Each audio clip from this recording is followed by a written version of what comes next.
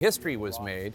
Check out this time-lapse video we have of Democratic Senator Cory Booker from the Garden State of New Jersey delivering his record-breaking speech on the floor of the U.S. Senate. 25 hours and 4 minutes, the longest speech in the history of the U.S. Senate. Take a listen to what he said about the state of the Democratic Party right now. I confess that I've been inadequate to the moment. I confess that the Democratic Party has made terrible mistakes that have given lane to this demagogue. I confess we all must look in the mirror and say we will do better. And it's not just defining ourselves what we're against. And Senator Booker is joining me now. And for anybody watching at home, please understand we gave him a chair.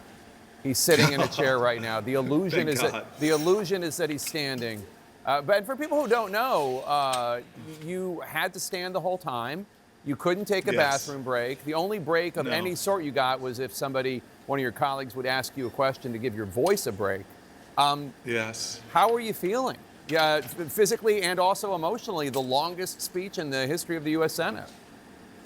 Well, I'm physically not in the best shape, but I am emotionally just feeling really fed right now and grateful, and kind of just really grateful for a lot of the people who lent support to the effort, and obviously the constituents, the dozens and dozens of folks who gave me their stories, who gave me their hurt, their pain, their anger, their demands of me that I read, and their really humble offers that tell me what I can do.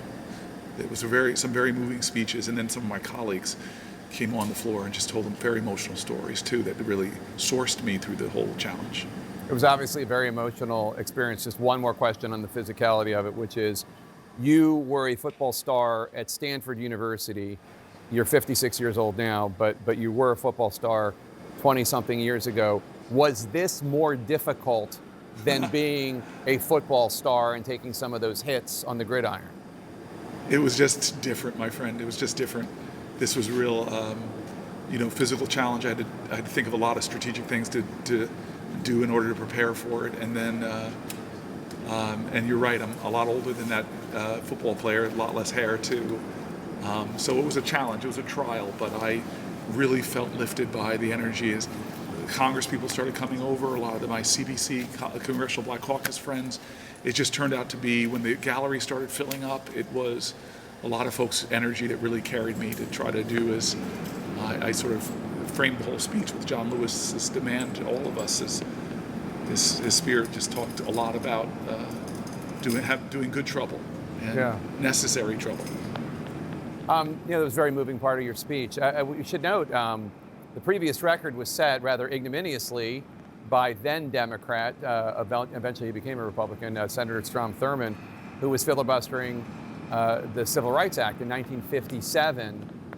You weren't filibustering anything.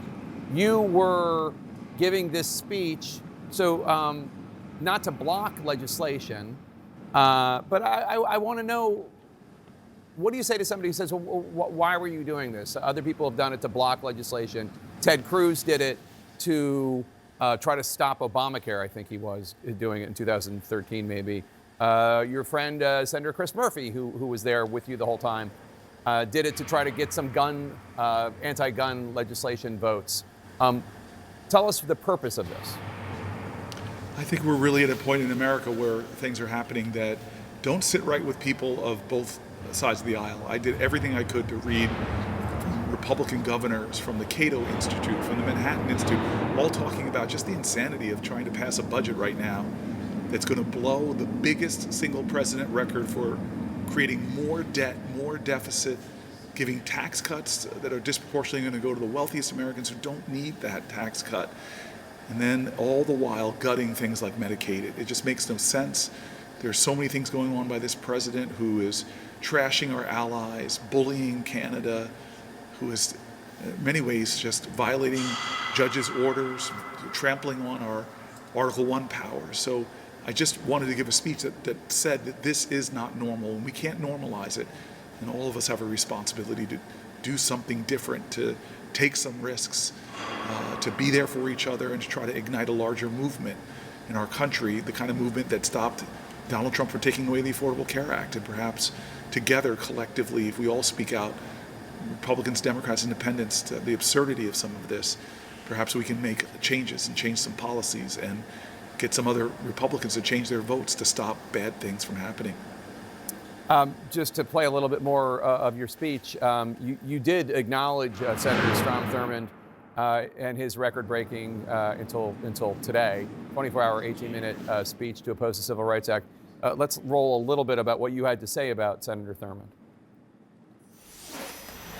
To hate him is wrong. And maybe my ego got too caught up that if I stood here, maybe, just maybe I could break this record of the man who tried to stop the rights upon which I stand. I'm not here, though, because of his speech.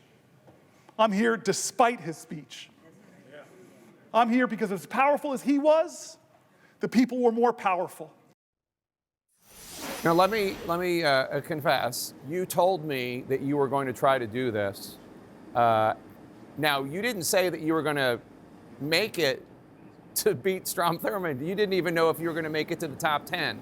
Chris Murphy, I guess, was number 10 in terms of the history books. I think Ted Cruz was maybe 6 or something like that, maybe 5. But in any case, did you think you were going to be able to achieve this? And how does it feel to know that you knocked him out of the history books on that issue? Chris Murphy and I had a moment around the 15th hour when we were passing what we did together. I told Chris Murphy I wasn't going to sit down if he wasn't going to sit down. So I did everything that he did for me today to sort of, you have somebody running point for you, running interference for you. Chris was amazing today. And at the 15th hour, he came over to me and said, "How you feeling?" And I really at that point felt I could do it. I felt I could do it. And I will tell you,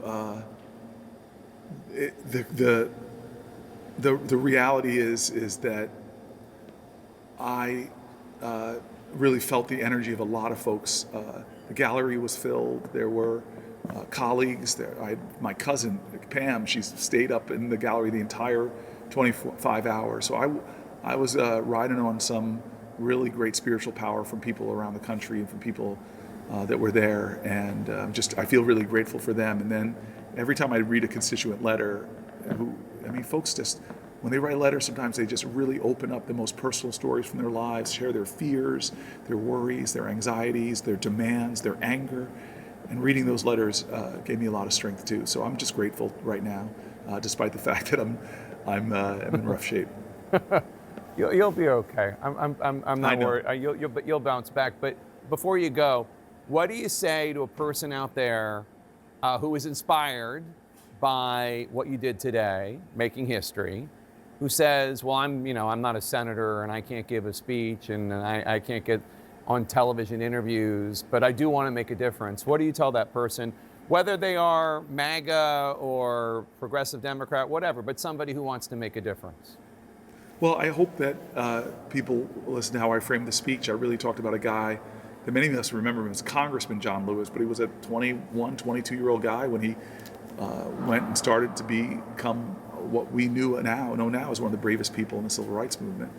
So I love what Desmond Tutu says: do your little bits of good as often as you can, as much as you can, and with the confidence to know that if your little bits of goods combined with other little bits of good, it can overwhelm the world.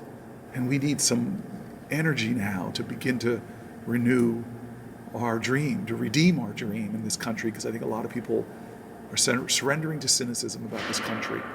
And this country wasn't built by cynics. It was people under the most difficult of circumstances, like John Lewis, that loved this country even when it didn't love it back, but demanded from this country that it be better. And I think we need a lot more people with vision and determination and a little defiance to try to do what they can to make America live up to its hope for all of us. Don't shape your career or your efforts on what you're against and who you're against.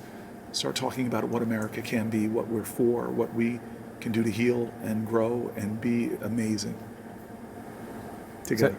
Senator Cory Booker, Democrat from the great state of New Jersey, congratulations again on this accomplishment. And please go get some rest. I would say get a beer, but I know you don't drink, but you deserve a beer. You deserve a beer, but maybe a non-alcoholic beer. Go have one. Thanks, Ben. Thank you so much. All right, Senator. Thanks so much for joining us.